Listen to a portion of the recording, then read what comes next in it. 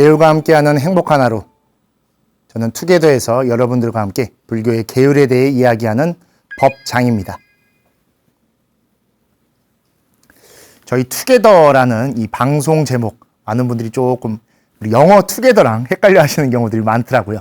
보시면 맞습니다. 여기서 영어 투게더를 저희가 앞에다 써놨고, 근데 이 개에다가 계율과 함께해야 더 행복해질 수 있다라는 뜻에서 가운데를 이 계율 개자를 넣어서 투게더라고 이야기를 한 겁니다.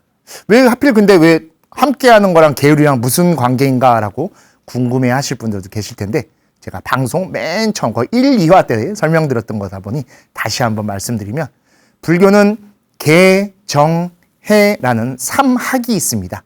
그 학은 바로 배울 학자를 쓰고 있지만, 불교에서 배운다라는 것보다 스며들게 한다라고 해서 언제든지 나오게 하는 습관화를 시키는 걸 말합니다.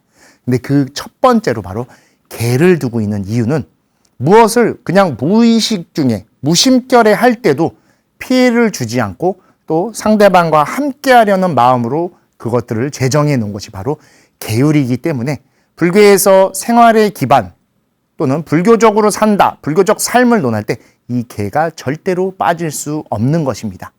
또한 불교인이 되었다라고 표현할 때 가장 중요한 것이 바로 수계라고 해서 계를 받는 것이라고 앞서 또 설명을 드렸듯이, 계를 받음으로써 불교인이 될 수 있고 불교인으로서 불교적 삶을 영위해 나간다라는 것이 불교에서 가장 중요하게 여기는 것이어서, 우리 제목에서도 바로 이 투게더라고 함께한다라는 제목을 제가 이걸 만들었는데 엄청 고민 끝에 만들어둔 거니까 아마 제 방송 지금까지 보셨던 분들은 충분히 다 이해하실 겁니다. 아, 법장 선생님이 왜 이 제목에 계율을 넣었구나라는 건 여러 방송에서 내가 이미 들었어 라고 생각하실 겁니다.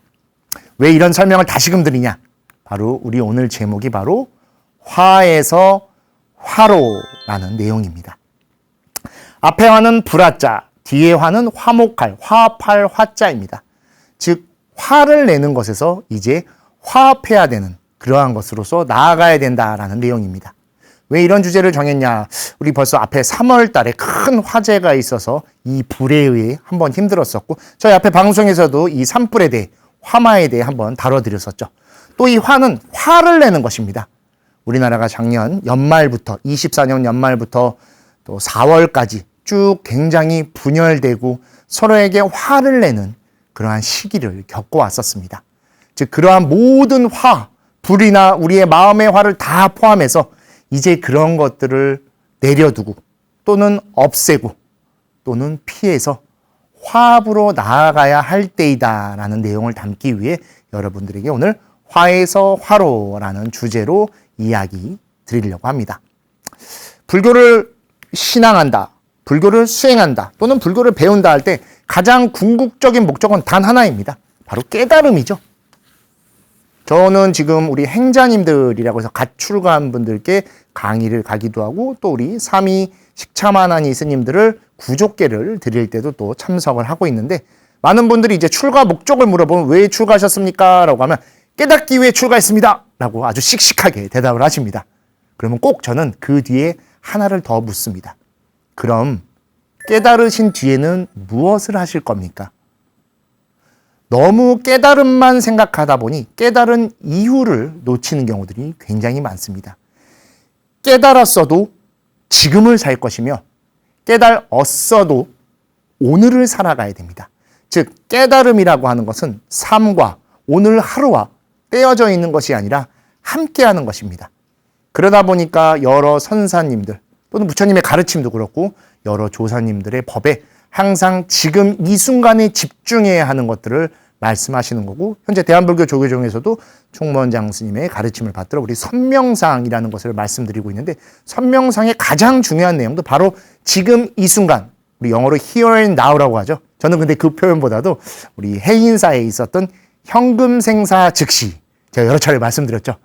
삶과 죽음이 바로 이 순간이다라는 것에 좀 더 이야기를 하는데, 즉 깨달았어도 바로 이 순간, 이 순간은 그리고 연기적인 공간, 연기적인 화합으로 이루어져 있기 때문에, 즉 살아간다라는 그 모습 자체가 바로 화합으로 이루어진 것이 불교에서 추구하는 가장 궁극적인 모습인 것입니다. 수행을 통해 얻으려고 하는 목적, 목표는 깨달음이지만 그 깨달음을 통해 살아가야 하는 모습은 바로 화합인 것이고, 그래서 부처님께서도 거듭 화합을 강조하신 것이고, 승가라는 이름 속에 바로 화합 공동체라는 의미가 담겨 있는 것도 불교에서 이렇게 화합한다라고 하는, 즉 함께한다라는 것이 얼마나 중요한 가치를 가진 것인가에 대해 강조하고 있는 것입니다. 그리고 그 화합이라고 하는 것을 우리가 사전적으로 풀이하면 바로 화목한 모습입니다. 이 안에 이미 그 모습이 담겨져 있고, 그 안에는 화목한, 즉 서로가 서로를 걱정해주고 존중해주는 그 모습이 담겨져 있는 자체가 바로 화합이라는 두 글자입니다. 그리고 이것에 가장 반대되는 건 바로 화내고 용서하지 않는 것입니다. 그래서 오늘 주제 바로 화에서 화로는 이 내용에 대해 좀 더 깊이 생각해 봤으면 하는 마음에서 준비했습니다. 너무 많이 화를 내고 화를 내는 것에서 그치면 되지만 용서하지 않는 지경까지 간 것은 아닌가라는, 우리가 스스로에 대한 반성을 하고 우리의 모습을 되돌려 볼 시기다라고 생각을 해서 오늘 이러한 주제로 이야기를 하려고 합니다. 바로 이러한 내용도 불교의 계율에서 다루고 있고, 법망경에서도 바로 제9 진심불수에게라는 계를 두어 사람들에게 화를 내고 또 용서하지 않는, 즉 상대방이 그것을 충분히 받아들이고 참회를 했음에도 내가 그 화에 사로잡혀 또는 그 화를 못 이겨 용서하지 않는 모습을 나타내고 있습니다. 그 내용 같이 한번 보도록 하겠습니다. 너희 불자들이여, 스스로 화내거나 남을 화내게 하지 말지니라. 보살은 마땅히 일체 중생에게 선근을 일으켜 다툼이 없게 하고 항상 자비심을 내야 하거늘, 도리어 일체 중생과 중생 아닌 것에 이르기까지 악한 말로 꾸짖고 욕하며 손으로 때리거나 칼이나 몽둥이를 휘두르고 참회하려 찾아온 사람이 좋은 말로 참회와 사과를 하여도 여전히 화를 풀지 않는다면 보살의 바라의 죄니라 라고 말씀하십니다. 즉 여러분, 이 진심불에게 화를 내는 마음과 참회를 받아주지 않는 이것은 단순한 죄가 아닌 보살의 바라의 죄다라고 할 정도로 중죄로 두고 있습니다. 중죄는 우리 살도 음망에서 살인, 또 도둑질, 또 깨달았다라고 하는 거짓말 또는 음행, 그런 것들이 들어있지만 그와 마찬가지로 상대방에게 화를 내고 참회를 받지 않는 것도 이렇게 큰 죄, 중죄로 두고 있을 정도로 불교에서는 이렇게 화합을 강조하는 모습을 볼 수 있습니다. 내용 보시면 스스로 화내거나, 이건 뭐 말할 것도 없죠. 또 남을 화내게 한다. 이게 굉장히 중요한 표현입니다. 해코지하거나 험한 말을 하거나 또는 뒷담화를 해서 그 사람을 화를 일으키게 한다는 것도 화에 포함되기 때문에 그것은 잘못된 것입니다. 왜냐하면 보살은 마땅히 일체 중생, 모든 것이 포함된 겁니다. 우리 인간, 사람만이 아닌 유정, 무정 모든 중생을 성근을 일으켜서 다툼이 없게 하고 항상 자비심을 내야 하는데, 오히려 우리가 살아있는 것과 살아있지 않은 것에 이르기까지 다 화를 내고 함부로 하고 또는 훼손시킨다라면 그 자체도 죄이지만, 더 나아가 상대방이 그것을 알고 참회하려고 하지만 내가 그것을 받아들이지 못하고 계속 화를 풀지 않는다면 그 자체로 이미 보살의 중죄, 바라이가 되는 것이라고 설명하고 있는 것입니다. 화는 모든 것을 태우고 그리고 스스로조차도 다 태워버립니다. 우리 앞에 불, 화재, 화마에 대한 이야기를 나눌 때 이미 드렸었을 겁니다. 모든 것을 가리지 않고 태우는 데 있어 불이 가장 으뜸, 가장 무서운 것이라는 우리 신라 태연 스님의 가르침을 같이 봤었습니다. 그리고 화를 낸다라는 마음의 화조차도 똑같습니다. 같은 불이기 때문에 어떤 것도 가리지 않고 다 태우며, 그리고 스스로 화를 내는 그 본인조차도 다 태웁니다. 그리고 게다가 자신뿐만이 아니라 다른 사람까지 그렇게 화를 내게 한다라는 것은 이루 말할 수조차 없이 그 불을 일으키고 불을 저지르는 내 스스로가 화마가 되어버린 것과 다름이 없고, 화마가 모든 것을 집어삼키듯 눈이 멀어 상대방을 보지 못하고 앞에 무엇이 있는지조차 구별을 못하고 다 태워버리듯이 스스로도 그렇게 타버리고 모든 것도 없애버리게 하는 것입니다. 그래서 우리 종종 욱하는 마음에 화가 치밀어서 라는 말을 많이 사용합니다. 절대로 그러시면 안 됩니다. 그 표현이 나왔을 땐 이미 크게 실수했을 것이고 또는 크게 걱정하고 있을 때일 겁니다.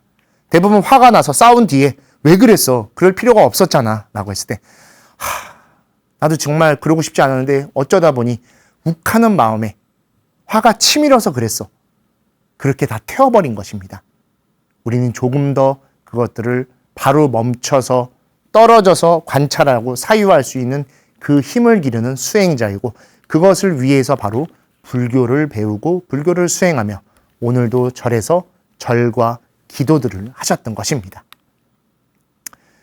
불교의 생명이 있는 중생은 단순히 이렇게 살아있는 것만을 넘어 일체중생 시류불성이라고 해서 부처님이 열반하신 장면을 담은 바로 대반열반경이라는 경전에 이 가르침이 등장하고, 이 가르침에서 나온 표현이 바로 불성이라고 하는 것입니다.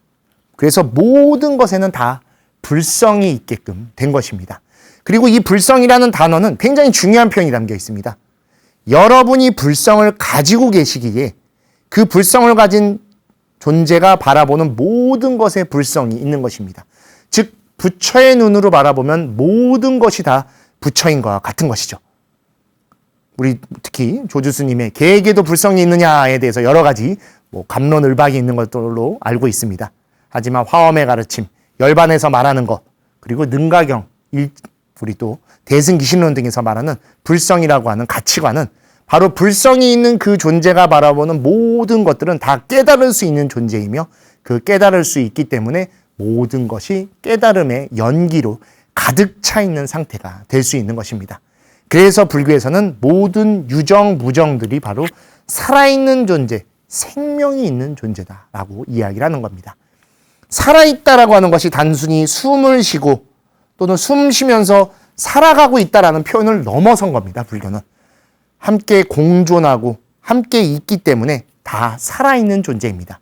왜냐하면 여러분과 제가 지금 이렇게 살아있으며 부처님의 가르침을 만나 불교를 배우고 수행하고 있군, 즉 불성을 가진 존재이기 때문에 지금 이렇게 화면으로 여러분들을 뵙지만 화면 속에 있는 여러분들도 불성을 가지신 것이며 저 역시도 이렇게 살아있어 불성으로서 함께 우리가 이야기하고 생각할 수 있는 것입니다. 그렇기 때문에 사람만이 아닌 모든 중생, 나아가 우리가 중생 아니라고 생각하는 것조차에도 화를 내면은 안 된다라고 말하는 것입니다. 왜냐하면 이 화는 바로 불 그 자체이기 때문에 모든 것을 다 태워서 없애버리기 때문입니다. 우리 김혜자 배우님의 책 제목이 있죠. 꽃으로도 때리지 말라. 정말 이 제목 보면서 저는 다른 의미도 담겨져 있지만 불교적 가치관으로도 충분히 볼 수 있다라고 생각을 했습니다. 꽃이라는 가장 아름다운 물건으로 또는 생명을 때리거나 또는 그 꽃이라는 것을 흉기로 둬서는 안 된다. 즉 모든 존재, 모든 생명, 나아가 여기서도 생명 아닌 것까지도 다 사랑할 줄 알고 존중할 줄 알아야 되며, 그것이 어떠한 이유에서도 화의 근본이 되거나 또는 폭력으로 바뀌어서는 안 된다는 것을 말하는 것입니다. 즉 모든 지구는 모든 생명체가 함께 있는 겁니다. 우리는 부처님의 제자여서 불교인이기도 하지만 불교 안에 있기 때문에 모든 생명을 바라볼 수 있고, 생명이 함께하는 화합의 존재, 즉 중생이라는 걸 알기 때문에 이 지구가 단순히 지구를 넘어 부처님의 불국토, 불국정토가 된다라는 것도 너무나 잘 알고 있습니다. 그래서 더 함께해야 되고 함께한다라는 가치관 속에 불교를 더 생각하려 하는 것입니다. 오늘도 많은 경전을 읽고 다양한 사경들이나 기도를 하셨을 것입니다. 여러분, 근데 우리 대승불교의 경전의 맨 끝에 무엇이 있죠? 바로 유통분이라는 내용이 있어서 경전의 내용을 쭉 듣고 마지막에 그 내용에 대해 부처님께 감사함을 표하고 환희용약하면서 그 가르침을 잘 갖고 또는 간절히 독경하고 사경하며 많은 사람들에게 알려주겠다라는 서원을 세우면서 경전이 끝납니다. 왜냐하면 그곳에 담겨져 있는 가치관이 이렇게 함께하는 것이며 우리가 연기적 존재이며 모두가 서로를 존중하고 같이 살아가는 것을 알려주고 있기 때문에 이 좋은 것을 나 혼자뿐만이 아닌 즉 그 안에서 말하는 법의 가치 모두에게 전달해야 된다라는 것을 그대로 표현하고 있는 것이 바로 경전의 마지막 부분인 유통분이라는 부분에 해당되게 되는 것입니다. 하지만 요즘은 우리가 지난 연말부터 사회적, 정치적, 경제적으로 너무나 분열되어 버렸고 또 3월의 산불을 통해 많은 상처를 입었습니다. 그래서 정말 서로가 서로에게 상처를 주고 있는 것입니다. 그러나 상처를 주는 것이 아닙니다. 그 상처는 다시금 화가 되어 다름 아닌 우리 자신까지 태워 삼켜버리게 될 것입니다. 화라고 하는 것은 어떠한 것도 가리지 않고 태워버린다라고 여러 차례 말씀드렸습니다. 나라고 피할 수 있는 것이 아닙니다. 나도 화를 내는 존재이지만 그 화가 내 손을 떠나는 순간은 화마가 되어 나도 그 안에 그 고스란히 피해자가 되어 그 불을 다시금 피해 다녀야 되며 그 불에 잡아먹히지 않게 항상 조심해야 되는 존재. 즉 그래서 우리조차도 다 태워서 삼켜버리게 되는 것입니다. 분열이라고 하는 갈라섬이라고 하는 대립, 싸움이라고 하는 것은 상처를 넘어 상처 안에 있는 화가 계속 불타게 될 것입니다. 우리 종정예하께서 3월의 화재 현장에 다녀가시면서 말씀하셨던 심화, 즉 마음의 불을 잘 다스려야 된다는 가르침 기억하고 계실 겁니다. 바로 그 불이 가장 무서운 불이 되어 있습니다. 불은 꺼졌고 불타 없어진 것을 천천히 하나씩 우리가 고쳐나가고 있지만 우리 마음속에 있는 불은 어쩌면 아직까지도 남아있을지도 모릅니다. 그것을 한 번 더 살펴봐 주십시오. 혹시 나와 다른 쪽에 있었다라고 해서 내가 그 사람을 미워하거나 나와 다르게 이야기한다 해서 그들을 상처 주거나 하고 있는 것은 아닌지, 그렇다라고 하면 우리 마음속에 아직도 이 불이 불타고 있는 것이며 그 불타고 있는 불은 언젠가 다름 아닌 자신을, 우리를 태워 삼켜버릴 것이기 때문에 조금 더 고민하고 사유해서 그 불을 억제하고 또는 꺼버릴 수 있는 존재가 되셔야 합니다. 그리고 이 화를 없애는 가장 숭고한 행위가 바로 불교에서 말하는 참회입니다. 참회는 단순한 반성보다는 조금 더 위에 있는 것입니다. 반성은 자신의 잘못을 인정하고 그 잘못을 상대방에게 용서를 구하는 것이지만 참회는 그것을 넘어 자신의 마음속에까지도 스스로 더 아픔을 주고 그 아픔을 극복하는 자비심으로써 나와 남이 함께하겠다라는 강한 서원을 다시금 세운 것입니다.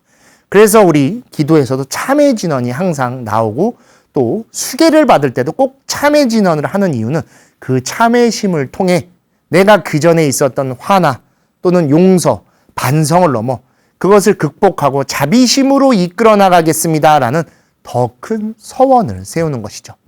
우리 앞서 투게더 26화에서 이미 보살에 대해 설명을 드렸었습니다. 보살이라는 존재는 대비심을 으뜸으로 삼고 중생을 보살은 대자심으로 안락해 하는 존재입니다. 그래서 원래 이 비와 자는 따로따로 있었던 것입니다. 그러다가 이제 점차 경전에서 자비 또는 자비심이라고 부르기 시작했고, 하지만 우리 대자, 대비 두 개를 같이 부르죠. 바로 자와 비를 따로따로 처음에는 두었었습니다. 왜냐하면 먼저 슬프고 어려운 것을 품어줄 줄 알고 대자심, 자라고 하는 것으로서 그들을 관용을 베풀고 함께 품어주는 화합으로 이끌어야 하기 때문에 자와 비를 두었지만 바로 이 참회가 그 고스란히 자비의 마음이 되어주기 때문입니다. 자비를 우리 팔리어로는 메타 까루나, 우리 가장 많이 알고 계실 것입니다. 하지만 산스크리트에서는 조금 비슷한 어원이긴 하지만 조금 달리 마이들이 깔루나라고 표현을 합니다. 이게 이제 우리가 알고 있는 이쪽이 자가 됩니다. 그리고 이게 비입니다. 그래서 서로 다른 단어가 실제로도 이 산스크리트와 팔리어에서도 따로따로 들렸지만 우리는 그냥 자비라고 표현을 합니다. 그리고 이 자비가 여러분 영어로 찾으면 mercy라고 됩니다.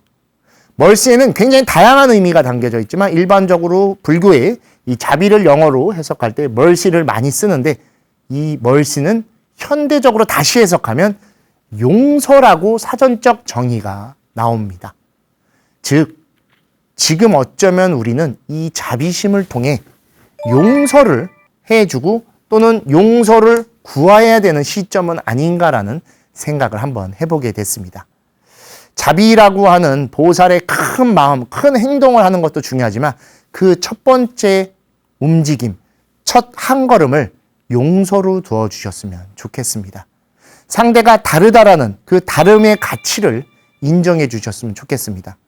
다르다라는 것이 불편하고 싫을 수도 있지만 그것을 품어주는 것은 그 자체로 용서일 것이며 용서했을 때 생기는 따스함은 다른 무엇이 아닌 바로 내 마음에 용서를 주는 것입니다. mercy, 사전적 표현으로 자비, 용서, 연민, 인정이라고 이 사전에 등장합니다. 이 모든 것들이 다 자비라고 하는 이 한 단어에 다 포함되는 겁니다. 근데 자비라고 하는 것이 이 불교에 좀 더 큰 행위로 등장하다 보니 좀 더 거대한 무언가로 보지만 이 모든 것들을 하나하나를 해나가는 게 우리의 자비를 더 키워나가는 것이고 그 자비 안에서 먼저 모든 것들을 용서해서 품어줄 줄 아셔야 됩니다. 이거 제가 AI로 만든 것인데 이 불교적인 관점에서 마왕 파순을 부처님이 수화항마상 또는 항마촉진이라고 해서 악마로부터 마왕 파순으로부터 항복을 받으시죠. 사실 항복으로 해서 파순은 이겼다라고 볼 수 있지만 파순을 용서하고 품으신 겁니다. 파순은 왜냐하면 내 안에서 나왔기 때문입니다. 우리 영화 리틀 붓다라는 장면을 유튜브 등에서도 찾아보실 수 있겠지만 부처님의 성도 장면 한번 찾아보시면 바로 부처님이 전날 내린 비웅덩이, 물 웅덩이 앞에서 자신의 모습, 비춰진 모습을 보면서 이 파순을 만나시게 되고 그로부터 승리를 얻는 모습이 나옵니다. 즉 마왕일지언정 악마일지언정 그를 용서하고 품어주는 것이 그대로 자비심이 됐고 그 자비심이 다름 아닌 나의 깨달음으로 이어준 것입니다. 즉 보살의 대자대비심도 이 시대의 용서라고 하는 것에서 한 걸음 시작하고 있는 것은 아닐지 깊이 생각해 봐야 됩니다. 너무 많은 것들에 날카로워져 있습니다. 사람, 물건, 나아가 자연, 지금은 보이지 않는 어떠한 피해에 대해서도 굉장히 날카로워져 있고 그 날카로움이 화가 돼서 서로를 분열시키고 다투게 또는 화를 내게 하고 있습니다. 화는 정말 무시무시한 것입니다. 빛이 되어 모든 것을 비출 수도 있지만 빛이 아닌 불이 되어 모든 것을 태워버릴 수도 있기 때문입니다. 태우고 난 자리엔 아무것도 남지 않습니다. 아무것도 남지 않은 곳에선 어떠한 희망도 그리고 어떠한 서원도 세워갈 수 없으며 그 땅을 딛고 일어날 힘조차도 없게 됩니다. 점차 용서가 사라지고 사라진 자리에 주홍글 씨의 낙인과 같이 또는 그 범인, 가해자를 꼭 줘야 된다는 마녀 사냥이 정말 극에 이르고 있습니다. 어떠한 정치인 또는 일반인, 유명인의 그러한 사건이나 사고, 그런 모습들을 너무 집요할 정도로 파헤치고 그 집요함을 떠나 누군가를 죽음으로까지 이르게 하고 있습니다. 죽음이라고 하는 것은 함부로 해서는 안 됩니다. 그렇다고 모든 것들을 용서해야 된다는 것은 아닙니다. 그 용서의 마음을 갖고 조금씩 품어줘서 그들이 바뀔 수 있는 것에 대한 고민을 해봐야 됩니다. 우리 불교에는 앙굴리마라라고 하는 굉장한 극악무도한 사람이 등장합니다. 그랬던 사람이 아주 유명한 살인자죠. 수많은 사람을 죽였던 살인마이지만 부처님을 만나 회귀하게 되고 하지만 그 사람이 결국엔 돌을 맞아 죽습니다. 돌을 맞아 죽을지언정 부처님이 그냥 놔뒀던 이유는 지금 깨달음을 얻어 다음 생에 윤회를 하지 않게 되기 때문에 지금 금생에 그 죄값인 돌을 맞아 죽게 돼야 된다는 것이죠. 용서라고 하는 건 무작정 다 받아주고 풀어주는 것이 아닙니다. 그것에 합당한 무언가를 받을 수 있게끔 기회를 주는 것이고 그리고 그 기회 속에서 그도 부처님 법을 만나 함께 화합해서 나아갈 수 있게 우리가 손잡아주고 또는 바라봐주고 때로는 경책해줘야 된다는 것을 말하는 것입니다. 그리고 그 주홍글씨의 낙인과 마녀사냥을 지금 만에 하나 내가 동참하고 있고 또는 그렇게 생각하고 있다라고 하면 그것을 독화살이 되어 그 독화살이 언젠가 우리에게 되돌아올 것입니다. 부처님의 이야기에도 등장하는 내용이죠. 독화살을 맞은 사람이 누가 화살을 쐈지? 왜 쐈지? 어떻게 쐈지?를 궁금해할 것이 아니라 두 번째 화살을 맞지 않게끔 얼른 그것을 자리를 피하거나 또는 그 화살을 빨리 빼서 치료해야 됩니다. 탓하고 원망하고 원인을 밝히는 것보다 그것을 피하려고 하고 맞았다라고 하면 그것을 빨리 치료해서 우리가 살아갈 수 있게 하는 것이 더욱 중요하다라는 것을 말하는 겁니다. 불교에서 말하는 자비의 용서라고 하는 것은 그러한 것입니다. 탓하고 칼과 같이 날카롭게 자르고 활과 같이 그것을 날카롭게 쏴서 맞추는 것이 아니라 그것을 품어줄 줄 알고 또는 죄가 있거나 잘못한 것이 있다라고 하면 그 죄값을 온전히 받을 수 있게 해 주셔야 되는 겁니다. 극에 달한 대립 속에 너무나 어려운 시기를 보내고 있는 요즘입니다. 그 어려움은 다른 것이 아닌 우리의 일상을 어렵게 만들고 우리의 이 순간을 춥고 아주 매섭게 만듭니다. 날이 이렇게 좁지만 이 좋은 날씨에 우리의 마음은 점차 추워지고 있습니다. 꽃피는 봄이 지나 따스한 여름이 오고 있는 이 시점에 우리의 마음에도 따스함과 그 햇살을 비춰주셨으면 좋겠습니다. 불교의 자비심이 항상 광명으로 표시되듯 그 광명은 빛입니다. 그 빛이라고 하는 것은 바로 우리의 인연의 이어짐으로써 나타나는 것이고 그 인연의 빛은 반드시 회광반조라고 하는 불교의 가르침이 있죠. 빛이 되돌아와 그 빛조차도 밝힌다라고 하는 것이죠. 빛을 밝히는 예를 들어 후라시나 촛불 같은 것도 그것을 켜는 순간 그 어두워진 방이 밝아지기도 하지만 그 밝아짐을 통해 자신의 모습까지도 비춰져서 볼 수 있는 것과 같이 우리의 인연의 빛, 자비의 광명이라고 하는 것은 다름 아닌 나를 용서해 주는 것이고 나를 자비롭게 만들어주는 중요한 수행의 덕목이 되어줄 것입니다. 화를 낸다라는 것도 불과 빛이지만 자비와 용서라는 것도 불과 빛입니다.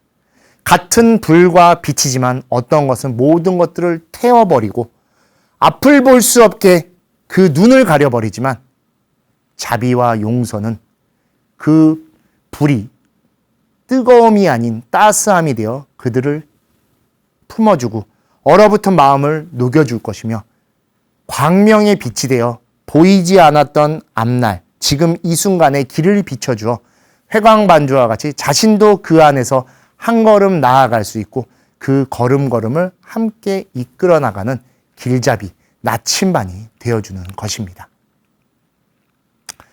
여러분, 화내는 여러분의 그 얼굴이 부처님의 미소이며 용서를 해주고 자비롭게 해주시는 부드러운 그 말 한마디가 관세음보살님의 가피입니다. 이 내용 어디서 많이 들어보셨던 내용이죠? 많이 들었던 내용인데 어디서 나왔던 거지? 라는 것들을 좀 많이 모르시더라고요. 그래서 오늘 여러분들께 조금 비슷하게 제가 사용을 하면서 다른 내용으로 말씀드리긴 했지만 잠시 후에 그 내용 원본을 말씀드리겠습니다. 근데 더 중요한 것은 우리의 얼굴이라고 하는 것은 우리의 삶, 우리의 지금 모습을 담고 있는 겁니다. 화만 내지 않으셔도 바로 부처님의 미소와 같이 온화한 모습을 갖추실 것입니다.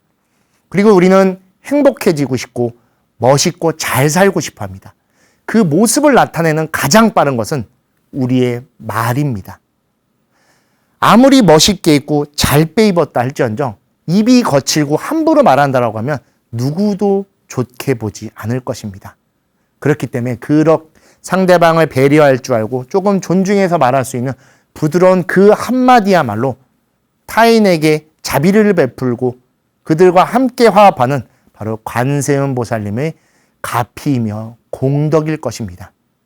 멀리서 부처님을 찾고 보이지 않는 곳에서 관세음보살님을 찾는 것이 아닙니다. 내 안에서 살아있는 부처님을 꺼집어내고 가장 가까운 곳에서 관세음보살님의 화신을 발견하고 함께 전달해 주십시오. 그때 바로 우리의 불교가 지금 여기에 있을 것이며 바로 이곳에서 우리가 불교로서 살아갈 수 있을 것입니다.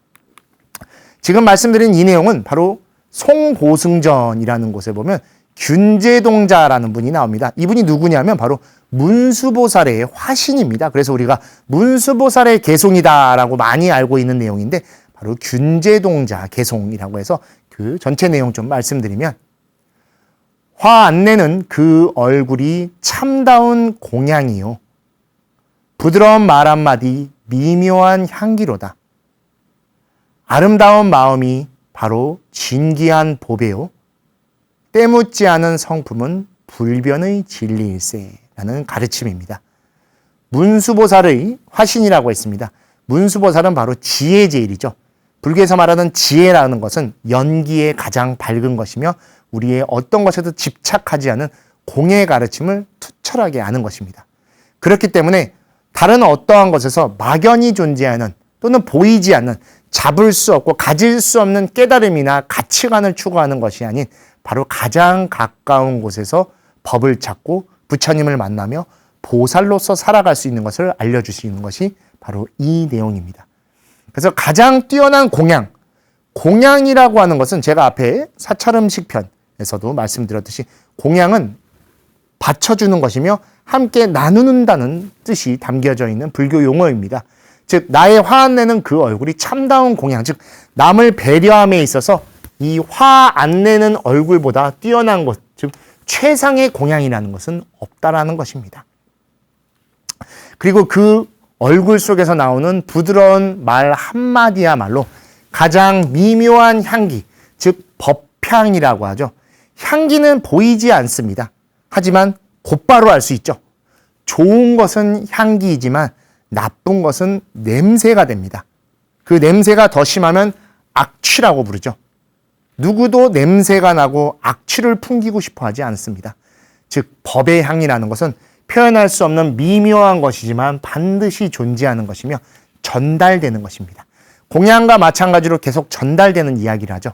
왜냐? 우리는 연기적 존재여서 그 법의 연기를 주기도 하지만 또는 받기도 하고 함께하는 속, 즉 그 속에서 법이 살아있는 것이기 때문입니다. 그리고 그러한 것들이 가장 기틀이 되어주는 이 얼굴과 말 한마디가 나오는 아름다운 마음이야말로 가장 뛰어난 진귀한 보배일 것입니다. 우리 옛날부터 보물섬 또는 보물상자 그런 얘기를 많이 듣죠. 불교에서는 그 보물섬과 보물상자가 다른 곳에 있는 것이 아닌 바로 우리의 마음 속에 들어있다라고 봅니다.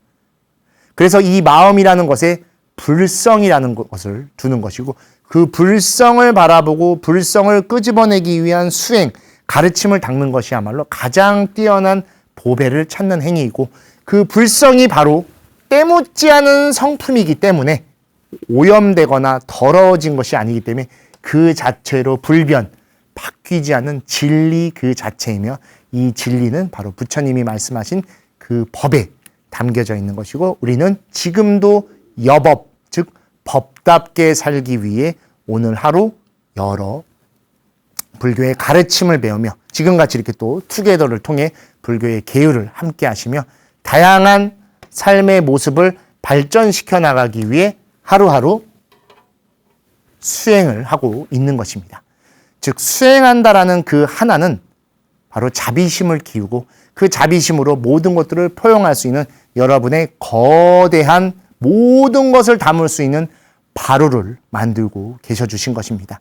그리고 그 바로를 가지고 계신 여러분이야말로 여기에 나오는 균제동자의 개성과 같이 부처님의 가장 뛰어난 공양이며 그 가르침을 전달하는 가장 미묘한 향기이며 그것을 고스란히 품고 계신 그 마음의 보배를 갖고 계시며 여러분의 성품 그대로 부처님의 법, 그 모습을 지니고 계셔 주신 것입니다. 항상 지금같이 불교의 가르침을 닦아 매일매일이 법다운 시간이 되어주시고 그 법 속에서 좋은 인연들과 더불어 자비를 베푸시고 자비를 받으시는 함께하는 삶, 즉 화합의 모습으로서 행복한 시간을 보내시기를 간절히 바라드리며 오늘 투게더를 통해 여러분들에게 이 투게더라는 제목과 똑같이 화합, 함께한다라는 것이 바로 불교에서 얼마나 중요한 가치관이며 그 가치 속에 우리가 어떤 존재로서 살아가고 있는 것인지에 대해 이야기하는 시간을 가져봤습니다. 항상 여러분의 오늘이 그리고 그 오늘이 이어져 행복으로 나아가기를 바라드리며 저희 투게더 오늘 여기서 마치도록 하겠습니다. 감사합니다.